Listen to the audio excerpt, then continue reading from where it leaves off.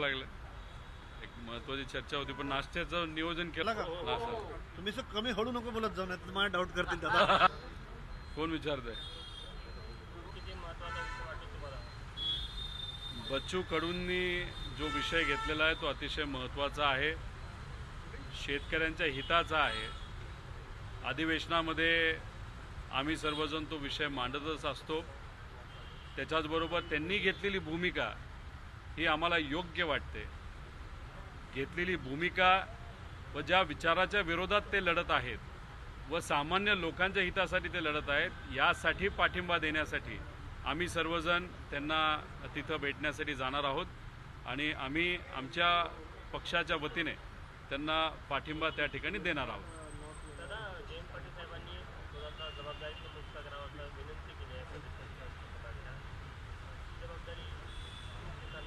नाही, एक तर आपण समजून घ्या की जयंत पाटील साहेब बोलत असताना जेव्हा एखादा घरगुती कार्यक्रम असतो त्या कार्यक्रमाला आपल्या घरची लोक म्हणजे पदाधिकारी कार्यकर्ते तिथे आले असताना आणि पवारसाहेब स्वतः तिथं उपस्थित असताना कधी कधी आपण भावनिक होतो आणि जयंत पाटील साहेब हे त्या दिवशी भावनिक झालेले आपल्या सगळ्यांना बघायला मिळाले.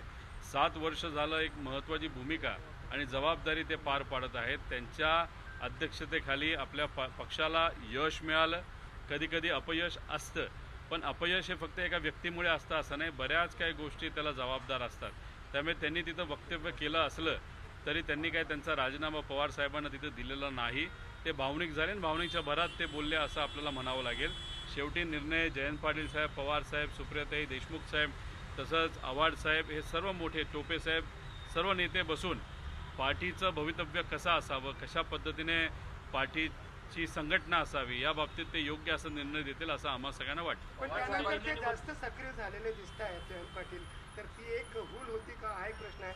आणि आपल्याला जर जबाबदारी मिळाली तर आपण तयार आहात. नाही, प्रदेश अध्यक्षाची जबाबदारी मला मिळावी अशी माझी कुठेही इच्छा नाही, पण एक सामान्य कार्यकर्ता म्हणून माझं एक मत आहे की हे सर्व नेते एकत्रित येऊन जेव्हा ते या देशाची जबाबदारी हातामध्ये घेतील पार्टीच्या वतीने, तसंच या राज्यामध्ये संघटना कशी असावी यासाठी सुद्धा हे सर्व नेते जेव्हा मार्गदर्शन करतील आणि जेव्हा केव्हा जयंत पाटील साहेब, पवार साहेब, सुप्रियाताई सर्व नेते बसून काही रिस्ट्रक्चरिंग करतील आणि तेव्हा या राज्याला नवीन प्रदेश अध्यक्ष देण्याचा विषय जेव्हा येईल तेव्हा सामान्य कुटुंबातल्या एका व्यक्तीला जो गेले अनेक वर्ष आपल्या पार्टीच्या हितासाठी काम करत आहे अशा पदाधिकाऱ्याला ती संधी मिळाली आणि या मोठ्या नेत्यांचं मार्गदर्शन मिळालं तर नवीन प्रदेश अध्यक्ष जे सामान्य कुटुंबातले असतील त्यांच्या मार्गदर्शनाखाली आमच्यासारखे कार्यकर्ते काम करायला तयार असतील. पवारसाहेब बोलले होते काही दिवसांपूर्वी की तरुणांना जास्ती स्कोप द्यावा किंवा तरुणांनी पुढे आणावी असं म्हणत होते. आपल्याला जबाबदारी मिळाली तर आवडेल का लीड करून? नाही, हे बघा, आता इथंच तुम्ही बघितलं तर आम्ही सर्वजण युवा आहोत आणि याच्यात आम्हाला काय पाहिजे तर आक्रमकता पाहिजे. आम्हाला पार्टीच्या हितासाठी आम्हाला लढायचं आहे. विचार आम्ही सर्वजण जपत आहोत म्हणून तर आज आदरणीय पवार साहेबांबरोबर आम्ही आहोत. म्हणजे आमचं मत आहे की विचार तोच, फक्त स्टाईल नवी, अशा पद्धतीने आपल्याला काम करावं लागेल. आणि हा विषय जेव्हा पुढे येईल आणि समजा तुम्ही म्हणता तसं आमच्यासारख्याचं नाव पुढे येईल तेव्हा एकतर मी आभार व्यक्त करेल, पण मी ते पद न स्वीकारता या नेत्यांच्या मार्गदर्शनाखाली सामान्य परिवारातून एक पदाधिकारी तिथं जर बसवला त्यांच्या मार्गदर्शनाखाली काम करायला जास्त मला आवडेल. कारण का पदापेक्षा आम्हा सगळ्यांना काय महत्त्वाचं आहे की लोकांचं हित, मतदारांचं हित आणि महाराष्ट्राचं हित हे जास्त महत्त्वाचं आहे.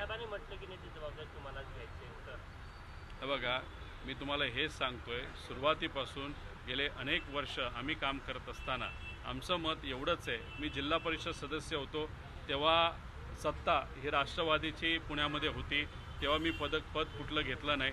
जेव्हा महाविकास आघाडी बनली तेव्हा मी आमदार होतो, तेव्हा आम्ही कुठलं तिथं पद घेतलेलं नाही. पदासाठी लढणारी आम्ही माणसं नाही आहोत, आम्ही विचारासाठी लोकांच्या हितासाठी लढणारी माणसं आहोत.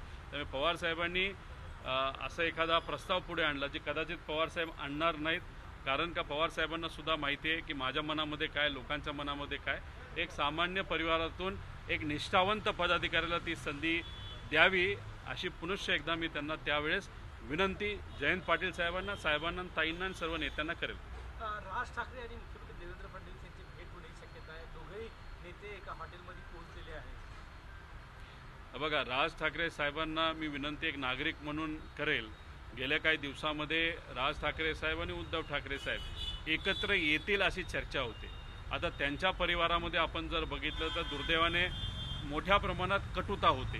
राजकारण आपण बाजूला ठेवू, ती कटुता परिवाराच्या लेवलला संपेल अशी आमच्या सगळ्यांची नागरिक म्हणून अपेक्षा होती. आणि तशीच चर्चा होत असताना ते वातावरण गरम झाल्यानंतर लगेचच फडणवीस साहेबांबरोबर म्हणजे BJP बरोबर जर राज ठाकरे साहेब भेटत असतील तर मग आपण असं म्हणायचं का ज्या काही सामान्य लोकांच्या भावना ह्या काही प्रमाणात ठाकरे परिवाराच्या बाजूली झाल्या होत्या, एक चांगलं वातावरण झालं होतं, याच्यातच राज ठाकरे साहेब जर BJPला जाऊन भेटत असतील, चर्चा करत असतील, करतात नाही करतात हा वेगळा विषय, तर लोक चर्चा करायला सुरुवात करतील की मग हे नुसतं वातावरण केलं गेलं आणि त्या वातावरणाचा फायदा हा मनसेली कुठं वाटाघाटी करायला केला का असा प्रश्न हा निर्माण होऊ शकतो. आणि त्यामुळे राज ठाकरे साहेबांसारखा मोठा नेता त्यांचं नाव हे कुठंतरी खराब होऊ शकतं असं नागरिक म्हणून मला वाटतं. आणि कदाचित हा विषय ते नेता असल्यामुळे त्यांना सुद्धा माहिती असावा, त्यामुळे या बाबतीतली काळजी घ्यावी एवढंच नागरिक म्हणून मला वाटतं. नागरिकांना असंही वाटतं की दोन्ही पवार कुटुंब एकत्र आले पाहिजे, पक्ष एकत्र आले पाहिजे, राष्ट्रवादीच्या कार्यकर्त्यांना सातत्याने वाटत असतं, तसे होर्डिंग सुद्धा नागरिकांना वाटत असतात. तर आपलं काय मत आहे याबाबत, एकत्र यावं नाही? तर बघा, पवार परिवाराच्या बाबतीत बोलायचं झालं तर जसं ठाकरे परिवारामध्ये कटुता होती, परिवार लेवलला आमच्यात तशी कटुता नाही. कारण का आपण बघितलं असेल की आपल्या परंपरेमध्ये महाराष्ट्रामध्ये सुद्धा जेव्हा दोन भावाचं पटत नसतं पण एखादी दुःखद घटना एकाच्या भावाच्या घरी झाली तर दुसरा भाऊ किती भांडत असला तरी दुःखद घटना जेव्हा होते तेव्हा एकत्रित येतो. तसं पवार परिवार हे थोडं व्यापक विचाराचं असल्यामुळे व्यक्तिगत लेवलला राजकारण बाजूला ठेवून कुटुंब म्हणून आम्ही जेव्हा केव्हा अडचण आली नाहीतर एका सुखाचा कार्यक्रम असेल तर एकत्रित असतो. पण राजकारण हे राजकारण लेवलला आपल्याला करावं लागतं आणि जे काय बोर्ड लावले ते पदाधिकाऱ्यांनी लावले असावेत. त्यामुळे पदाधिकाऱ्यांना काहींना वाटतं की नाही आपण सत्तेत गेलो पाहिजे, ते त्यांचं प्रेम आहे. नागरिकांना वाटतं नाही वाटतं हे आम्हाला तरी सांगता येणार नाही. इलेक्शनच्या काळामध्ये लोकसभेला जेव्हा आमचे उमेदवार उभे होते आम्हाला खूप चांगलं यश लोकांनी दिलं. म्हणजे लोकांचा पाठिंबा हा विचाराला आणि साहेबांच्या लीडरशिपला आहे असं आपल्याला म्हणावं लागेल. दादा, विधानसभा शिस्तभंग समितीनं तुम्हाला नोटीस बजावण्याच्या तयारीत आहे. कालच्या बैठकीत निर्णय झालेला आहे काय? की जयकुमार गोरे हक्कभंग प्रस्तावावर तुम्हाला नोटीस बजावला जाऊ शकतो. 15 दिवसात विधानसभा शिस्तभंग समितीसमोर तुम्हाला उत्तर सादर करायचं. माझं एकच मत आहे की गोरेंना मी बोललेलो आहे मीडियाच्या माध्यमातून, गेल्या वेळेसच तुम्ही माझ्या विरोधात हक्कभंग आणला होता आणि तो तिथंच थांबवला, पुढं का नाही नेला? आता जरासं पुढे न्या म्हणजे आम्हालाही लढायला त्या ठिकाणी मिळेल. आणि आम्ही सुद्धा हक्कभंग आणलेला आहे. या विधिमंडळामध्ये जो कोणी हक्कभंग आणतो दोन्ही बाजूला ऐकलं जातं. सत्तेतल्या एखाद्या नेत्याचं तुम्ही ऐकत असाल तर आम्ही सुद्धा तिथं भूमिका मांडायला तयार आहे. आम्ही सुद्धा एक हक्कभंग आणलेला आहे. कारण का हक्कभंग जो गोरेंनी आणला त्याच्यात त्यांनी चुकीची माहिती दिली, याच्यासाठी आम्ही तिथं हक्कभंग आणला होता. पण आमचं तुम्ही तिथं ऐकून सुद्धा घेत नसाल तर मग लोकशाही ही विधिमंडळामध्ये राहिली का असा प्रश्न आता निर्माण व्हायला लागलेला आहे. पण आम्ही लढायला तयार आहोत कारण का आम्ही सत्तेच्या बाजूलीपेक्षा सत्याच्या बाजूली जास्त आहोत. नाही बघा, सुप्रियाताई काल बोलत असताना पदाबद्दल बोलले असावे. म्हणजे पंतप्रधान हे जे पद आहे आमचं सगळ्यांचं मत आहे, जसं पूर्वी आपल्या इंदिराजींनी जेव्हा अमेरिकेला खडसावून सांगितलं होतं की तुम्ही जर आमच्या विरोधात काम करणार असाल तर आम्ही ते खपून येणार नाही, कारण भारत हा कोणासमोर झुकत नाही, आणि जर तुम्ही आमच्या विरोधात आला तर आम्ही तुमच्याबरोबर लढत आहोत असं आम्ही त्या ठिकाणी समजू. आणि त्यावेळेस पाकिस्तानला गुडघ्यावर आणलेलं हे आपण सर्वांनी तिथं बघितलं. आता या अनुषंगाने त्यावेळेस अटलजींनी इंदिराजींची भूमिका मान्य केली होती, त्यांना पाठिंबा दिला होता. हे प्रगल्भता लागते आणि ती प्रगल्भता आमच्यात असल्यामुळे आज पाकिस्तान आणि भारत लढत असताना आपण जर आपापसात लढत राहिलो तर त्याचा फायदा पाकिस्तानला होऊ शकतो. ही भूमिका आमची असल्यामुळे सुप्रियाताई बोलत असताना डिफेन्स आणि याची भूमिका घेत असताना मोदी साहेबांना पाठिंबा देण्याऐवजी पंतप्रधान या पदाला, कारण का या देशाचं प्रमुख पद आहे पंतप्रधान, त्या पदाला त्यांनी पाठिंबा दिलेला आपण सर्वांनी त्या ठिकाणी बघितलेला आहे.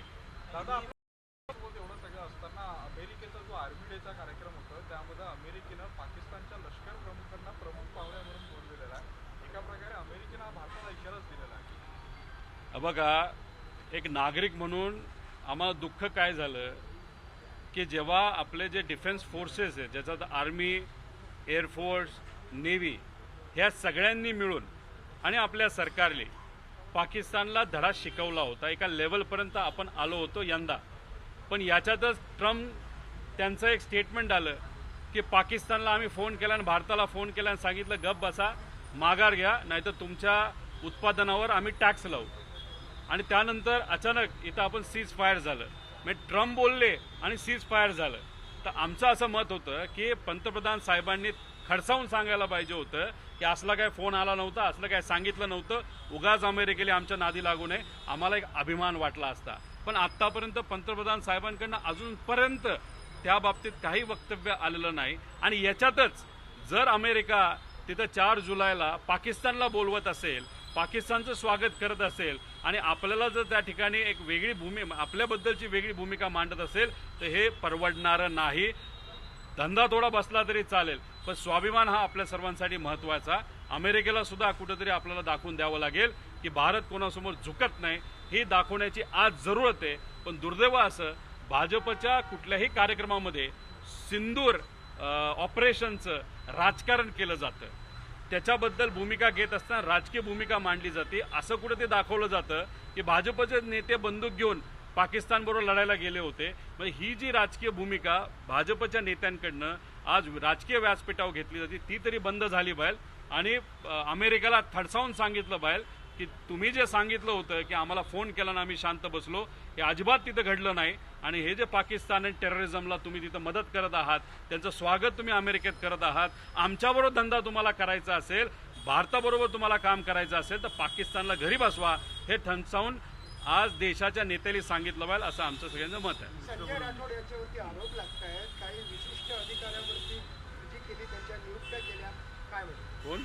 संजय राठोड. हे बघा, संजय राठोड साहेब घ्या, शिरसाट साहेब घ्या, अजून बरेच असे नेते आहेत, भाजपमधले पण नेते आहेत.